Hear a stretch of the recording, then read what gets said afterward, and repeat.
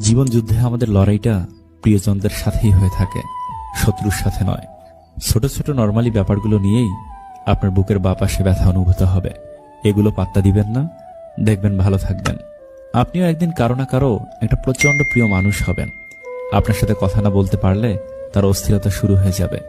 অফলাইনে থাকলে তার চিন্তা হবে, আপনার সাথে কথা বললেই তার মন ভালো হয়ে যাবে। হ্যাঁ, এত প্রিয় মানুষ হবেন আপনি।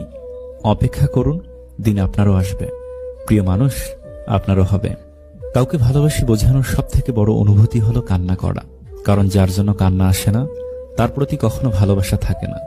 জোর করে হাসা যাবে, কিন্তু কান্না করা যাবে না। যার বক্তব্য বিনয়ী তাকে ভালোবাসা অপরিহার্য হয়ে ওঠে। কাউকে জীবন থেকে সরিয়ে দেওয়ার প্রথম লক্ষণ কথা না বলা।